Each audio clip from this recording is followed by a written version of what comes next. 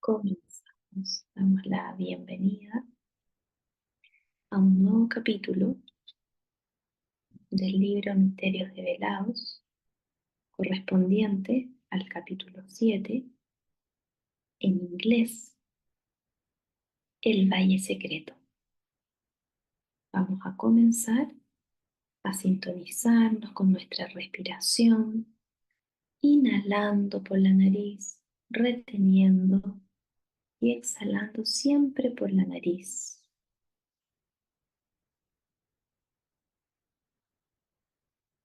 Vamos a visualizar en nuestro tubo de luz y nuestro cinturón electrónico, sintiendo nuestro cuerpo envuelto en esta destellante luz blanca, manteniendo siempre la imagen y reconociendo intensamente la conexión entre nuestra forma exterior y nuestra poderosa presencia yang, centrando toda nuestra atención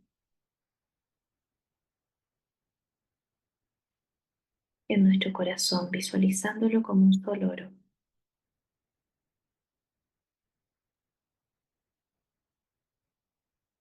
Yo acepto ahora alegremente la plenitud de la presencia divina, el puro Cristo. Sientan la gran claridad de la luz y su intensidad en cada electrón de nuestro cuerpo.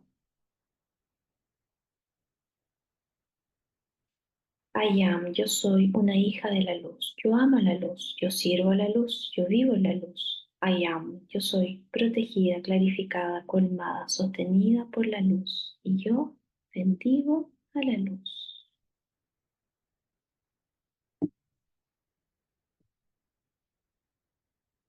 Sientan toda esta luz como entra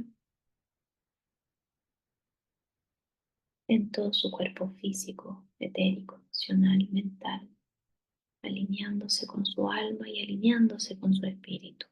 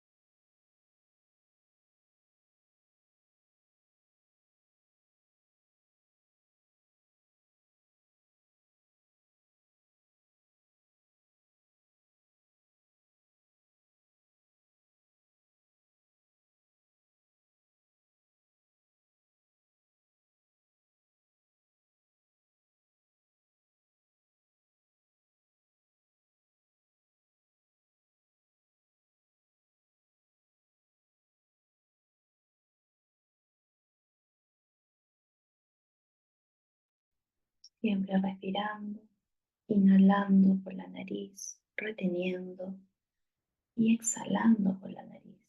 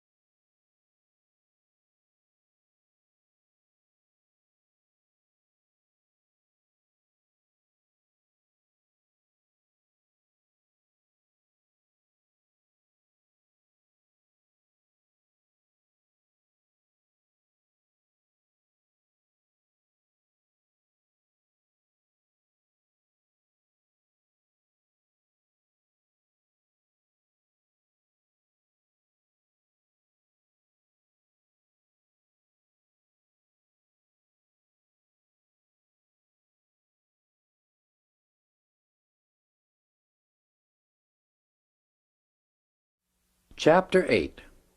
God's Omnipresent Power. The following day I received a communication through which I became engaged in a business activity that required all my time and attention. The mere anticipation of it gave me great joy, and I entered in with much enthusiasm. There came a refreshing, quickening sense, a thing I had never before known in my business experience. In the course of its progress, I came into close personal contact with a man of very dominating character. His entire attitude in business was to gain his desire by force if intrigue failed or he was opposed in any way. He believed only in the power of his own intellect and human will, and had neither knowledge or in anything else. At no time did he hesitate to crush or ruin persons or things that stood in the way of his success, and used all means to gain his own selfish ends. I had met him some 3 years before the following experience took place, and at that time had felt almost helpless in his presence, so overpowering was the feeling of domination he continually sent out. Yet I knew, in spite of my own reaction to him, that his control over others was only force, focused into the outer activity. I was somewhat disturbed as I realized I would have to associate with him. Immediately, I sought a way to deal with him by application of the God law, when the inner voice said to me clearly, "Why not let the mighty God within take full charge and handle this condition? That inner power knows no domination and is always invincible." I was immensely grateful and completely released everything into its management. I met this man with 2 others and agreed to go with them to inspect a mining property in a distant state. I felt it to be a very valuable one. The owner was an elderly lady whose good husband had passed on by an accident in the mine some months before. He had left things in a precarious condition, and our dominating friend had determined to buy the mine at his own price, not an honest one. After a long trip by auto, we reached our destination about 2 o'clock the second day. We met the owner, whom I realized was a blessed soul, true and honorable. Then and there I took the determined stand that she should have a square deal and receive full value for the property. She invited us to a lovely luncheon, and we proceeded. Chapter 7. The Secret Valley.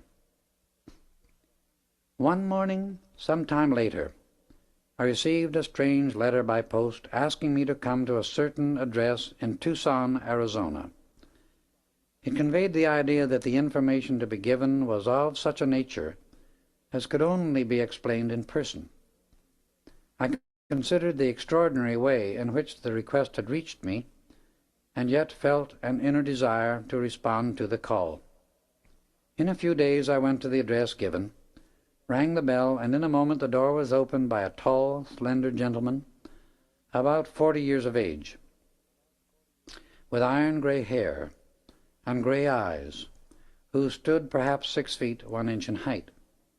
I introduced myself, and he greeted me with a cordial, sincere handshake, which revealed unmistakably that his was an absolutely true and dependable nature.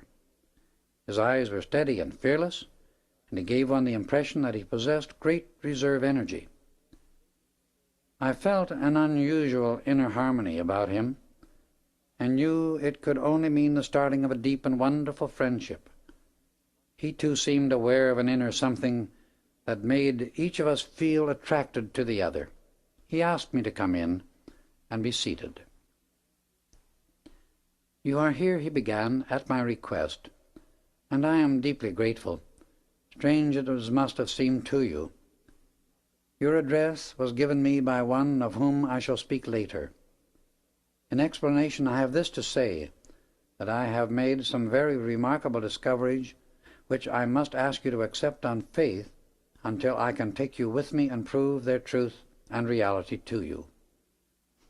I was advised to get directly in touch with you personally, as the only one to whom this should be revealed, and with which I am concerned. For a starting point, I shall have to begin with things that occurred 20 years ago. At that time, I had a beautiful wife. Now I know she had great inner growth, of which, however, I was not aware. A son was born, whom we both idolized. For 5 years our happiness was complete. Suddenly, without any warning or apparent reason, the child disappeared. For many weeks we searched, and did everything humanly possible to find him, but to no avail. Finally we gave up all hope. His mother never recovered from the shock, and 5 months later passed on. She had made a strange request during the last few days of her life, that her body be held in the vault for 7 days after her passing, and then be cremated. It seemed rather peculiar to me, for at no time had we ever discussed anything in regard to this subject. However, I complied with her wishes. Imagine my surprise 5 days after her funeral, when I received a call from the man in charge of the cemetery saying he had found the vault opened that morning and the body gone. No clue to anything concerning the whole strange occurrence was ever discovered. 16 years later, I awakened one morning to find a letter upon the floor of my room, addressed to me but with no postmark. I picked it up, opened it, read the contents, which left me mystified and incredulous. It read, "Your wife and son are living, well and strong. Soon you will see them. Have patience until that time. Rejoice to know there is no death. At the appointed time, directions will reach you in this manner which you are to follow implicitly. All depends upon your absolute silence. You shall see and receive full explanation of all that has seemed so mysterious. Then you will understand why truth is far stranger and more wonderful than fiction, for even the most extraordinary fiction is but the record of a truth that is somewhere in the universe. Signed, a friend." My friend, you can imagine my astonishment. At first I did not believe a word of it. The 3rd evening after this, I was sitting in front of my great fire, when I heard my beloved wife's voice as clear and distinct as if she were in the room beside me, saying, "Robert, my beloved, I am alive and well, and our son is with me. We will be so happy when you are with us again." Do not distrust the message. It is all true. You will be brought to us if you do not allow doubt to shut the door. I speak to you through the sound ray, which you will one day learn to use. I could stand the tension no longer and said, "Show yourself to me and I will believe." Instantly the voice replied, "Wait a moment." In about 3 minutes, a brilliant ray of golden light came into the room, forming a tunnel, at the other end of which stood my beautiful wife. It was she, unmistakably. "Beloved," she said, "seeming miracles have taken place in the midst of your life for years, but because your attention has not been called in the right direction, we had to wait until this time. Trust the message that will come to you. Then you will come to us, and I assure you, a new world will open. To our great love there is no barrier." Instantly the light ray vanished, and with it the voice. My joy knew no bounds. I could no longer doubt. I felt a relaxation, peace, and rest I had not known for years.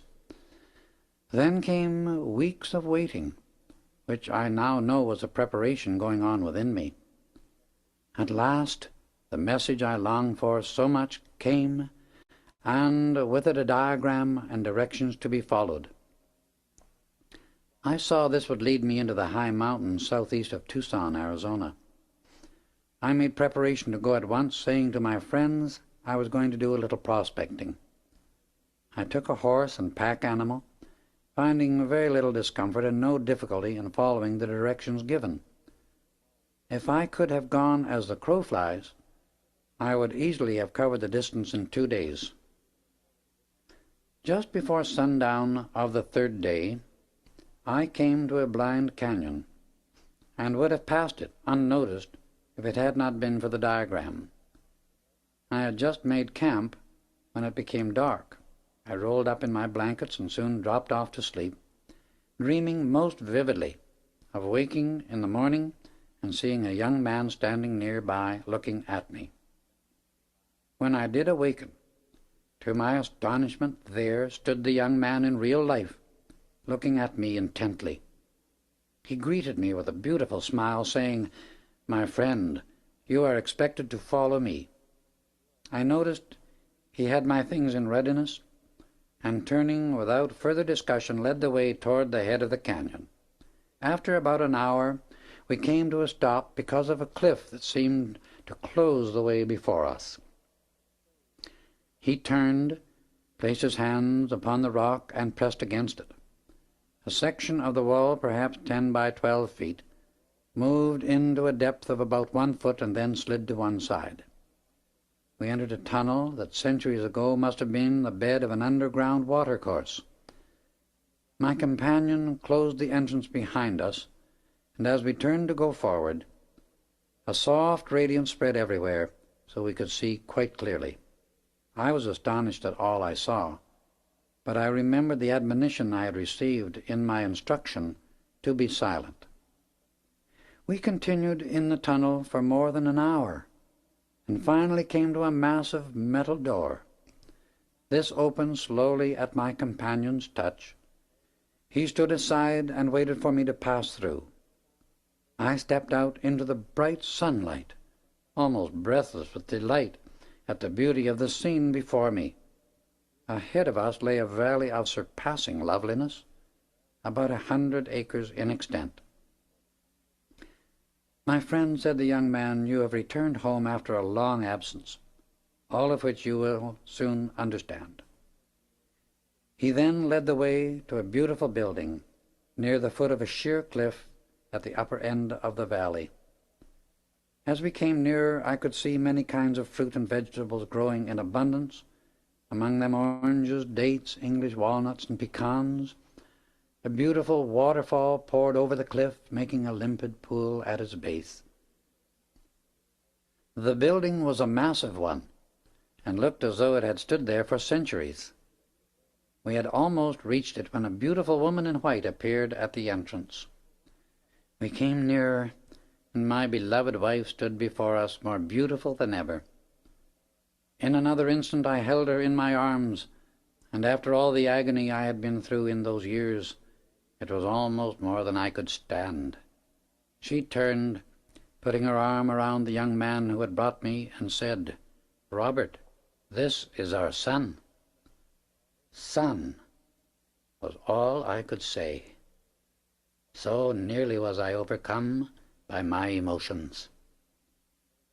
He stepped forward, put his arms around both of us, and we three stood there for a moment in deepest love and gratitude, happy once more.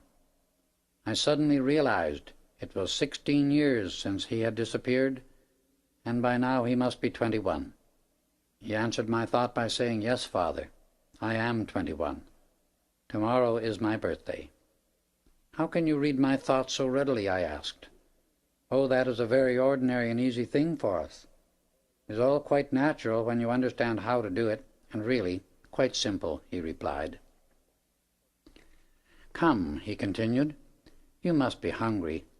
Let us have something to eat." With their arms around me, we entered the ancient building. The interior was finished in pink marble and white onyx. I was shown to a beautiful room, where the morning sun flooded everything with its glorious radiance. I refreshed myself, and found a suit of white flannel had been provided for me. I tried it on, and it fitted perfectly. This surprised me, but again I remembered the admonition to be silent. I went downstairs and was presented to a striking-looking gentleman about my own height, with large, dark, piercing eyes. "Father," said my son, "this is our beloved master, Ariel. He is the one who saved the lives of both mother and me, and has trained us all these years until you could be prepared to join us here. It was he who sent you the message and directions to come, because the time had arrived for your definite training to begin. We entered the dining room, which was magnificent, and I could not refrain from expressing my admiration. It had been placed at the southeast corner of the building on the main floor and was flooded with sunshine morning and afternoon. The walls were made of heavily carved walnut, and the beamed ceiling inlaid between the beams with motifs in hexagonal design. A solid piece of walnut, at least 2 inches thick, rested on an ornately carved pedestal, served as a table, and looked as if it were thousands of years old. We took our places around it, and presently a slender youth entered. My son introduced him by saying, "This is our brother Fun Wei, whom our master brought from China when he was an infant, at a time when his life was about to be taken. He is from a very ancient Chinese family, and is able to do many wonderful things. He has always wished to serve us, and we are privileged and happy to call him brother. He is one of the most joyous natures I have ever known." Among the things for breakfast were luscious strawberries, with delicious date and nut cakes. We went into the large living room, and the master Ariel said to me, "At the time your beloved wife, who is your twin ray, would have passed on, I saw an opportunity to give certain assistance which would enable her to reach the ascended state, and thus have much greater freedom and wider capacity for service. It was my great privilege and joy to give that assistance. I opened the casket, restored her to conscious action, and enabled her to raise the body.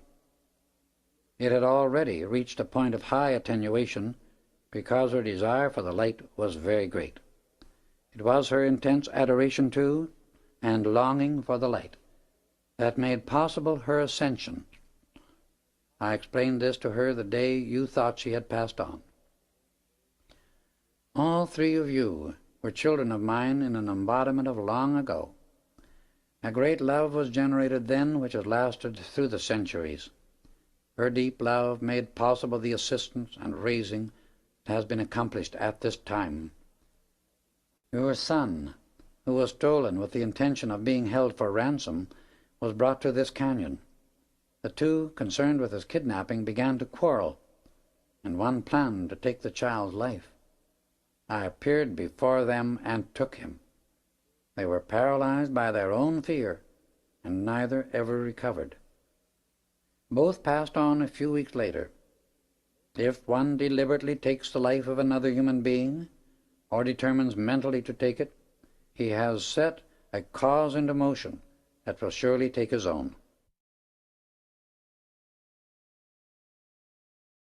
A feeling or desire for the death of another person will do the same thing, for it goes forth to the person, then begins its return journey to the one who sent it out. Many times individuals allow resentment against injustice to flash forth, with an intense feeling to rid the world of a certain individual. This is a subtle form of the thought of death, and to the one who sends it out, it must return. Many, many people bring about their own dissolution by this very subtle activity of the human self, for no one ever escapes this immutable law. There are many phases of its reaction, and it is because humanity indulges in such thoughts and feelings that the race as a whole has been experiencing the dissolution of body after body. The number of mankind that pass out through physical violence is infinitesimal compared to the deaths brought about by these subtle activities of thought, feeling, and the spoken word. The human race has been killing itself off for thousands of years in this subtle way, because it will not learn the law of life and obey it. There is only one law of life, and that is love. The self-conscious thinking individual who will not or does not obey that eternal, beneficent decree cannot and will not retain the physical body, because all that is not love dissolves form, and it matters not whether it be thought, word, feeling, or deed, intentional or unintentional. The law acts regardless. Thoughts, feelings, words, and deeds are each but so much force acting, and eternally move in an orbit of their own. If man knew that he never ceases creating, even for an instant, he would realize through the presence of God within himself he could purify his miscreations and thus be free from his own limitations. He spins a cocoon of human discord around himself and goes to sleep within it, forgetting, at least for a time, that if he can build it, he can also break through. By using the wings of his soul, adoration and determination, he can break through his self-created darkness. Then he lives once more at the center of his being, in the light and freedom of his God self.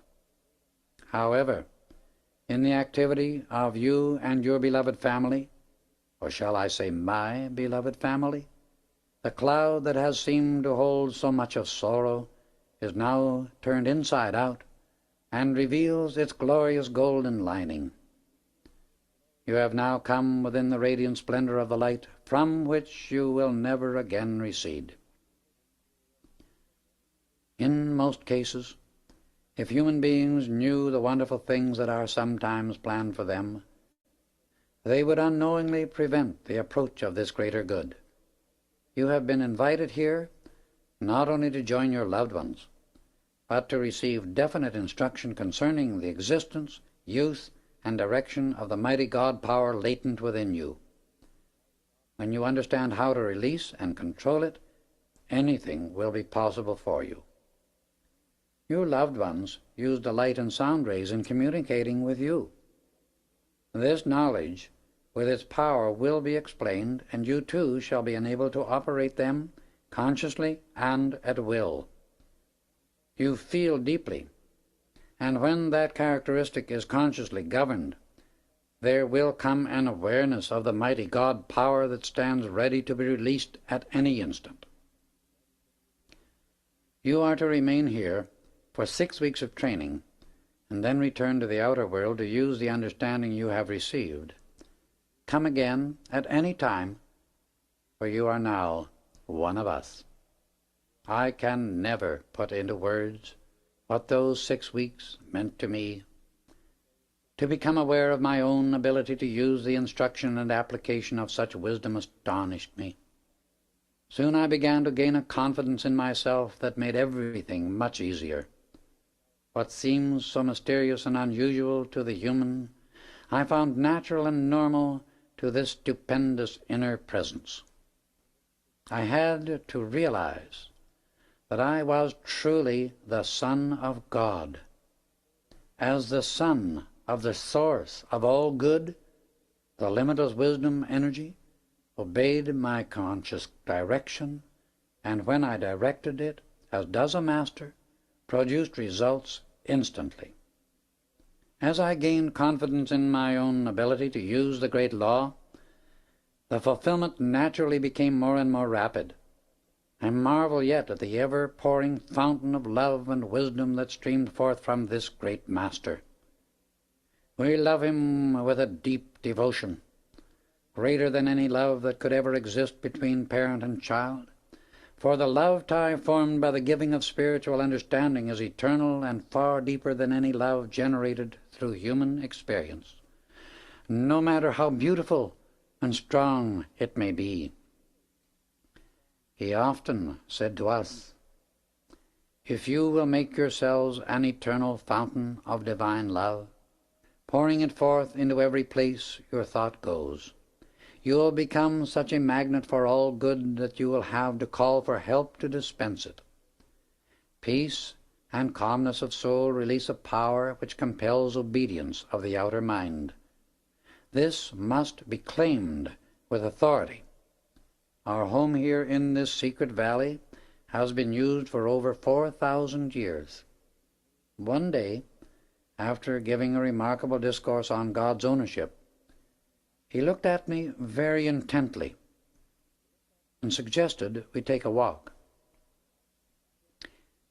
He led the way to the opposite side of the valley from which we had entered.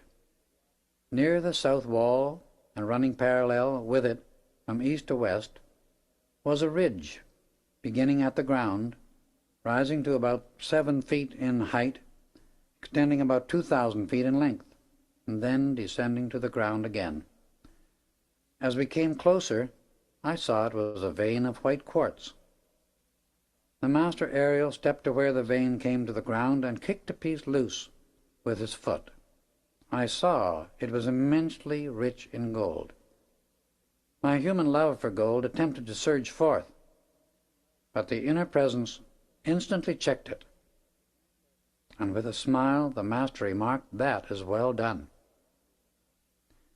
Now I have work to do in Europe, and must leave you for the present." He smiled, and was gone instantly. It was the first time he had shown the full dominion he possessed, and the things he was able to do in this manner. Immediately my son became visible in exactly the same spot where Ariel had been standing the instant before, and laughed heartily at my surprise. "Mother and I," he said, "can take our bodies with us wherever we choose in the same way. Do not be surprised. It is a natural law, and only seems strange and unusual because you are not using it as yet. It really is no more extraordinary than the telephone would have been to the people of the Middle Ages. If they had known the law of its construction, they could have used it then, just as well as we of this century. Since that visit to my family in the secret valley, I have been there 7 times. The last time I returned to the outer world, the Master gave me your address, which accounts for my asking you to come here. He extends the invitation for you to return with me." My host suddenly realized he had been talking several hours, and begged indulgence for taxing my patience. I told him the experiences were so fascinating, and I had been so intensely interested that time was non-existent so far as I was concerned. I accepted, and was deeply grateful for the Master Ariel's invitation to visit them, and said so frankly. A moment later a tall young man came into the room. "Let me present our brother, Fun Wei," said my host, introducing him, and in the most perfect English he replied, "My brother, with the heart of light, has journeyed far. My heart leaps in ecstasy and joy. My soul feels your serenity and radiance." Addressing my host directly, he continued, "Knowing you are busy, I am here to serve you."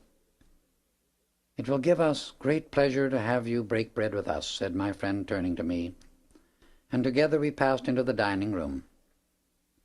Our dinner was delicious, and when finished my host again resumed his conversation, relating many of his personal experiences with Ariel. They were remarkable indeed. That is, speaking from the human side of our consciousness only, but from the standpoint of our divinity, all was and is supremely natural. Suddenly, a ray of light, or rather a tube of light, came into the room, and from the conversation I knew it was my host's twin ray speaking. In a moment, the ray was directed to me, and he said, "Beloved, allow me to present the brother whom our Master Ariel has requested I meet." I saw his twin ray and heard her as clearly as if she stood in the room beside us. This way of communicating is a wonderfully happy experience, and it is possible to so condense light as to form a tube in which sound and vision can be conveyed. It was as real as a searchlight. My host insisted that I make his home mine until the day of our departure into the mountains. We started before daylight the 7th day after our meeting, and it was one of the most memorable experiences of my life up to that time. All he had told me proved to be true in the minutest detail. Our arrival at the secret valley was a most joyous event, and our happiness was very great. I met my host's twin ray and their son, and then was shown over the ancient building where so many students had received the true understanding of the laws of being and attained their eternal freedom. It was a marvelous sensation to stand where the great God power had been focused for so many centuries, and the ascended masters had made a retreat for some of their work. I sat contemplating the blessings the students had received who were privileged to come there, when the Master Ariel addressed me. "My son," he began, "you are nearing a wonderful liberation. Hold close to the continuous acceptance of your own indwelling Master Presence, and you will have just cause for great rejoicing." He extended his right hand, and the veil between the visible and invisible was drawn aside. "I want you to see," he continued, "as we who are ascended, the sublime and majestic activity of our world.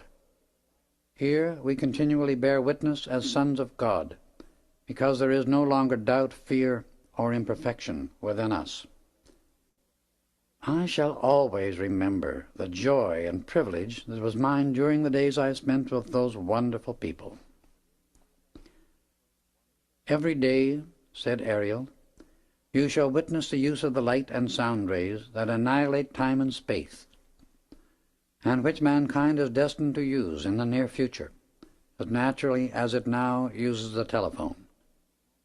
This is one of the most stupendous activities the individual may learn how to direct.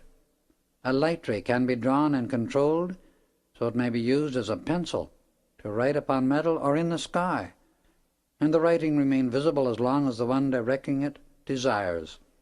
When the student is strong enough to stand against the opinions of the world of ignorance, then he or she is ready to bear witness to the marvels of the individual activities of God manifested by the ascended masters.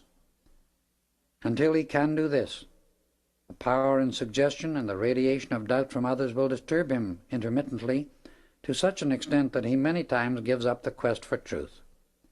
Interruption to the steady flow of instruction is discord. Discord is the wedge and subtle way by which the sinister force on the earth enters the outer activity of a student who has determined to face the light. Such activity is very subtle, because it is a feeling, and creeps in upon one before he is really aware of its existence. It is persistent beyond belief, and the growth is so insidious that one does not realize what has been done until the momentum is already underway. This feeling begins as a slight doubt. A doubt need only be felt 2 or 3 times until it becomes distrust. Distrust whirls a time or two in the emotional body and becomes suspicion, and suspicion is self-destruction. Remember this, my son, as you return again to the outer world, and you will find it a safeguard that will carry you through every experience in life, keeping you untouched by discord. If one sends out suspicion, he will be suspected, for everyone has in his world just exactly that which he puts into it, and this eternal, irrevocable decree exists throughout the universe. All impulses of consciousness travel back to the central point that sent them out. Not even an atom escapes. The real student of light faces the light, sends it before him, sees its enfolding radiance everywhere he moves, and adores it constantly. From the doubt, fear, suspicion, and ignorance of the human mind, he turns away and knows only the light. This is his source, his true self. With these parting words, Ariel bade me farewell, and I returned to the daily routine of my outer life. Chapter 8. God's Omnipresent Power.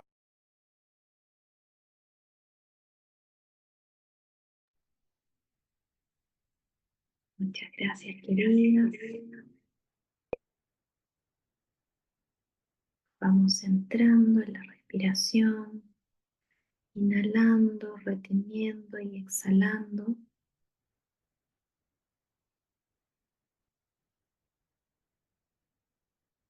llevándonos a la comprensión de toda esta frecuencia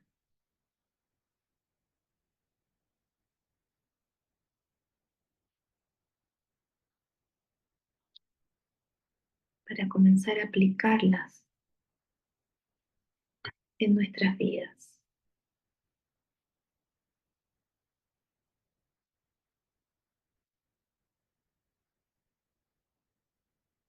Absorban toda la luz,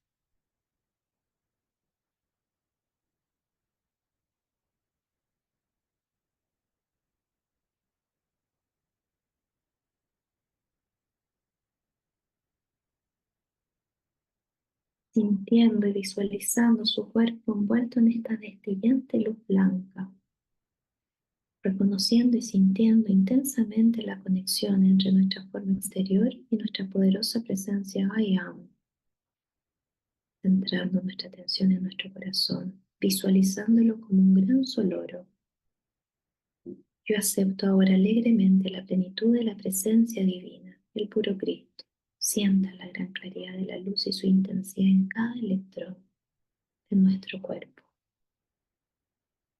Terminamos diciendo, I am, yo soy una hija de la luz, yo amo a la luz, yo sirvo a la luz, yo vivo en la luz, I am, yo soy protegida, clarificada, colmada y sostenida por la luz. Y yo bendigo a la luz. Vamos a cargar el agua de todo nuestro cuerpo, repitiendo, I am, la presencia que carga esta agua con la esencia de vida que yo absorbo, que renueva mi cuerpo en una perfecta salud, eterna juventud y belleza. Gracias, está cumplido. I am, esto es la luz cósmica líquida. I am, esto es la luz cósmica líquida. I am, esto es la luz cósmica líquida. I am, esto es la esencia de vida de Jesucristo sancionado que yo absorbo. I am, esto es la esencia de vida de Jesucristo sancionado que yo absorbo. I am, esto es la esencia de vida de Jesucristo sancionado que yo absorbo. Gracias, está cumplido. Que tengan una hermosa semana.